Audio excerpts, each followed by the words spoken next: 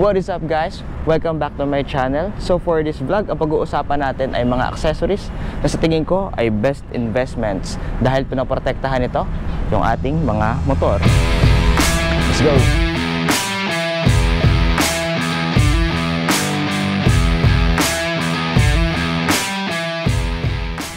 By the way, Suzuki GXR ang aking motor and syempre pang naked bike yung mas applicable dito and same model.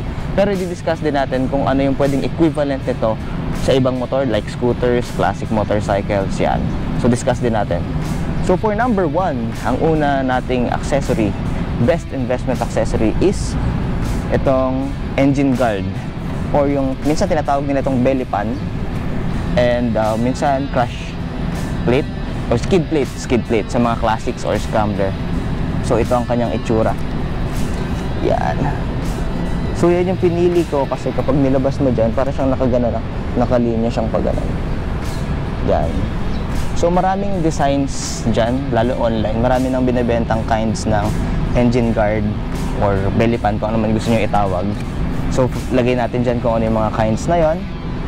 So ano nga ba yung primary purpose nito? Syempre, kaya engine guard kasi pinaprotektahan niya yung ating makina. Ayan o, kitang-kita niya. Hindi ko natin nanggal yung dumi kasi para makita niya. Lahat ng bato, lahat ng tubig, lahat ng pwedeng tumama dito sa may baba. Kasi kapag wala to, usually, lalo pag sa mga gantong naked bikes, ay so exposed siya dahil wala siyang fairing. Yan ang kanyang ginagawa. Lalo lang pag may tubig. So, naharangan niya. And napoprotektahan niya yan. Tingnan mo naman kung wala. So yan. Lagay ko din dyan yung price kung magkano yung bili ko dito. Okay? And then next one is yung ating sliders. Ano ba yung sliders? Yan. Yan yung sasapo kapag bumagsak yung inyong motor or kapag wag naman sana na aksidente kayo. Yan. Kaya siya sliders. So itong sa akin ay yan ay trellis sliders. Pag sinabi natin trellis, may ganyan. Yan. Kaya ganyan yung pinili ko kasi para maprotektahan din itong gilid kasi wala nga tayong fairing. So sa iba ay pwedeng iba-iba din yung designs ito. Meron tayong single na slider lang. Ito dual na para syempre mas extra protection din yan para dalawa yung sasalo, di ba? So yung iba may iba pa silang designs. Wala to. Iba walang ganto, walang trellis. So ganto lang siya, sliders lang. Sa ibang motor like sa scooters, usually nasa footboard nilalagay yon. Or kapag sa kunyari sa mga sports bike, mga ganun, usually ay sliders lang na ganito. Lagyan na lang natin dyan yung picture, no? Lagay ko na din dyan yung price kung magkano ko nabili to. Yan.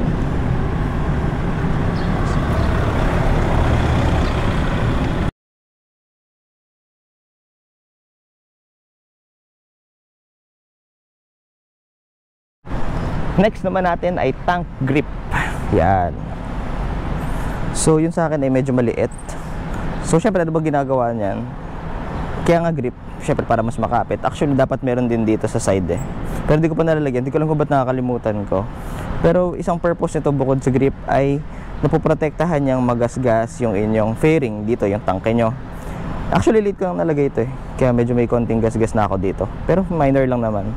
Pero pag nalagyan nyo ng ganito ay medyo mapoprotektahan nyo na yung inyong tangke. Alright. And then next one is, ito yung huli kong dinalagay eh. Itong bar end slider.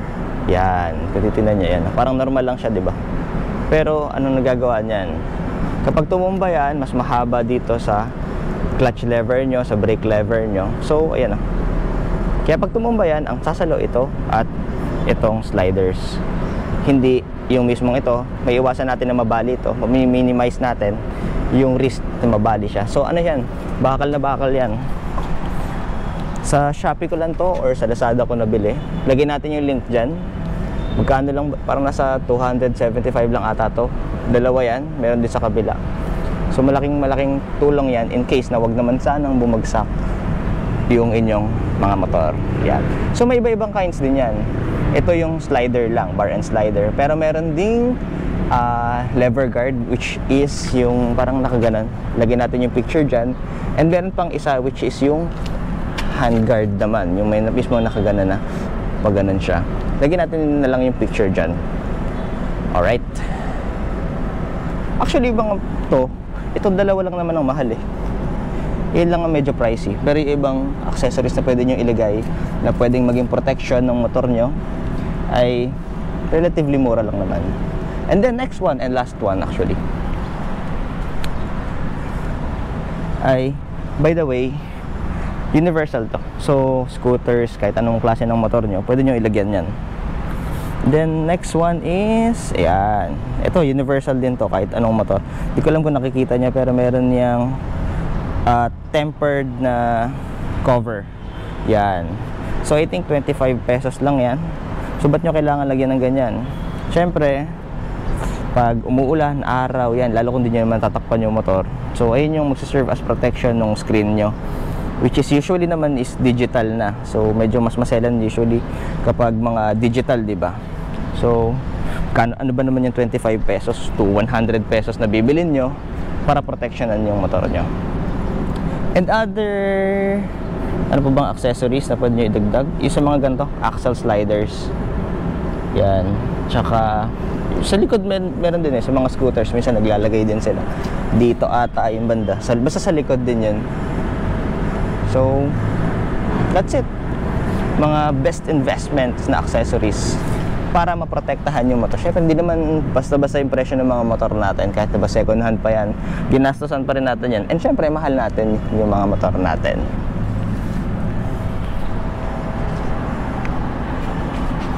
Yan ang kanyang itsura.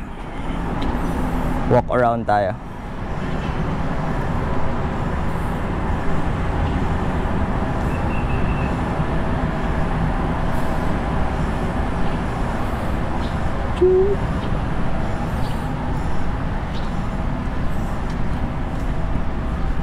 Yeah, pwede nyo kopyahin yung itsura ng motor kung gusto nyo. May mga nagsasabi ng ganun sa comment section natin eh. So thank you, na-appreciate nyo yung itsura nya.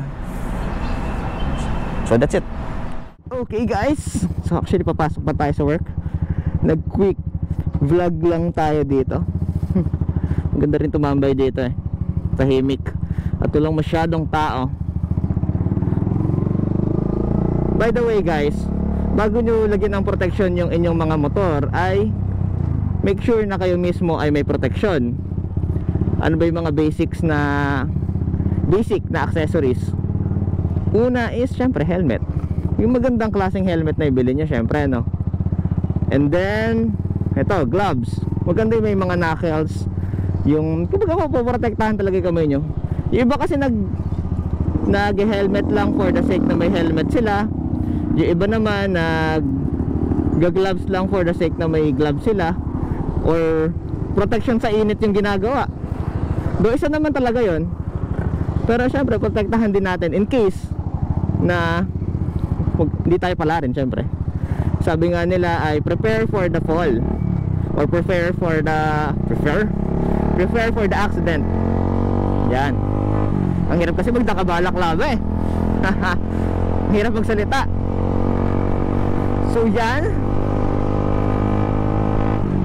today is a Thursday morning, typical Thursday morning. So 7:15 na. So aasahan natin na medyo traffic na. Yung mga accessories na binanggit ko guys ay very optional naman, kasi yung iba doon ay medyo nakakasira ng forma. Usually kapag may function sa motor, usually nakakapangit ng forma eh. Kayo na lang ang pumili ng design na suitable sa inyo. Syempre, subjective naman yun. Pero maganda I suggest, syempre, para sulit naman yung investments natin, yung magandang klase na, and syempre lagyan natin ng accessories na ganun yung ating mga mahal na motor. Mahal in a way na mahal mo yung motor mo, and mahal dahil mahal na yung mga motor ngayon. Kasya ba tayo? Ito kasi dito ako dumaan eh, dati sa gilid eh.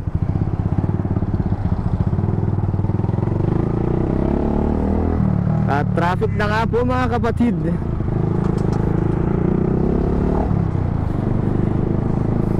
Hindi na tahimik yung mga daan dito sa Bulacan, ano? Lagi kasing umuulan at maraming truck dito guys. Kaya huwag nyo naman masyadong laitin yung daan dito kasi marami talagang truck, tsaka bahain kami. Sorry na agad. Malakas kasing manira ng daan yan eh. Doon ko na nagtatanggol yung mga dapat gumawa nito. Na talaga ginagawa nila to. So hindi ko nakabit yung pillion seat ko ng maayos. Nararamdaman ko gumagalaw siya. Ay naka.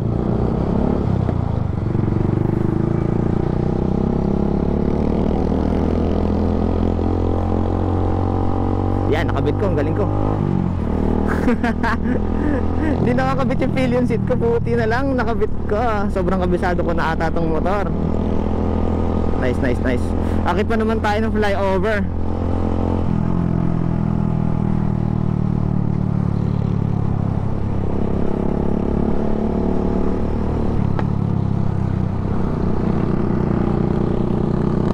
Nga pala guys, mag-1 year na tong motor natin sa October 8. Today is September 27 I think. Ay 28. So isang linggo na lang, sobrang bilis. Isang taon na agad yung nakalipas. Ang dami na namin pinagsamahan ito. Pero wala pa akong 10,000 guys na odo Pero tinatawag kong ang batang matanda na tong motor na to dahil wala pa siyang 10,000 pero ang dami na niyang pinagdaanan. I mean pinagdaan ng milyahe, hindi naman pinagdaan ng aksidente or hirap. Doon may hirap din naman kasi laging may mga trail, kung ano-anong klaseng daanin na daanan natin, off-road, matataas na daan sa gilid ng dagat, everything, name it. Tumawid na rin tayo ng ilog. So sulit na sulit yung pagkakabili ng motor na to. Tapos nakapag Ilocos Norte pa tayo. Tapos last time nakapag Batangas, Laguna and Tagaytay tayo.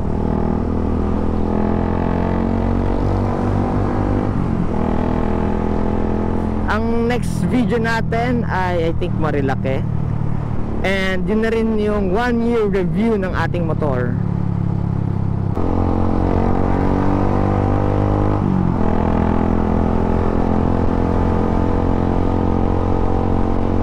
Uy, kinakapa yung pillion seat. Mamaya wala na pala akong pillion seat eh.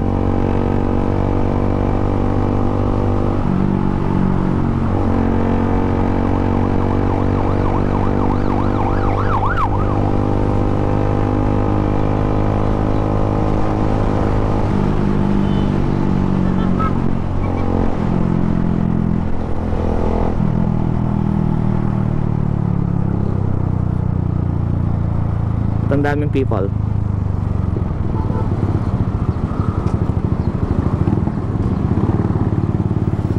Kalapate.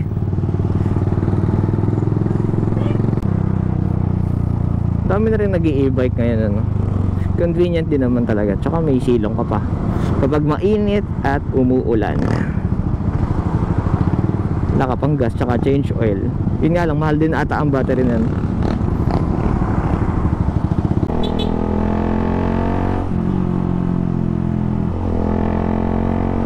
Umabot ka.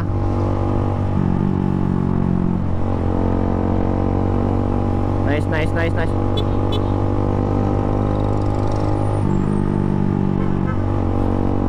Sana yung gas ko umabot din kasi 1 bar na lang. Pero usually nasa 40 kilometers pa ata to eh. Usually.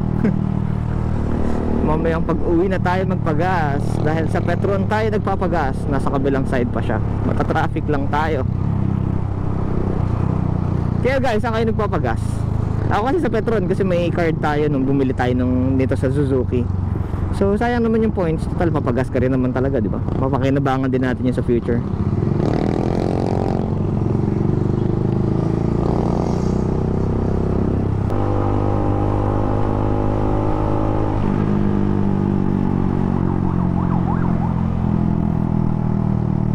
Actually guys, hindi talaga advisable mag-overtake dito sa kanan. Pero kapag wala naman choice, busina na lang kayo. Or bright din, kung gabi, lalo kung gabi. Mas kita naman yung bright pag gabi. It's not advisable, it's not right. Pero huwag tayong magpanggap na hindi natin ginawa yun minsan sa buhay natin. Dahil may times talaga na sa kanan ka talaga o overtake. Saka don't forget to use your signal lights as much as possible.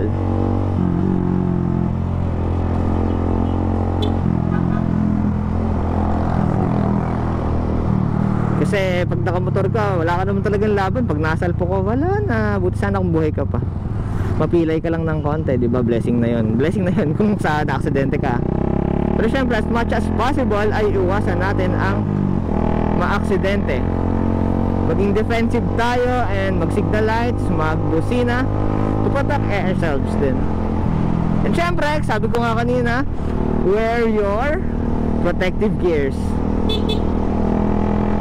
Kasi you'll never know, minsan tapatan talaga eh. Kahit gaano ka pa kagaling na rider, kung may makakasabay ka namang kamote, Q, na hindi nag-iingat, wala din. At syempre, sabayan natin ng dasal always. Iba pa rin yung napoprotektahan tayo ng dasal. Kasi nakaka-enjoy naman talaga magmotor eh. Pero aminin natin sa hindi, mataas talaga yung risk na ma-aksidente ka. Kaya pag nakaka-uwi ka, every time na makaka-uwi ka, bossing, magpasalamat ka dahil buo ka pa at buo pa yung motor mo. At syempre, dahil nakapag-enjoy ka dahil sa pag-ride mo.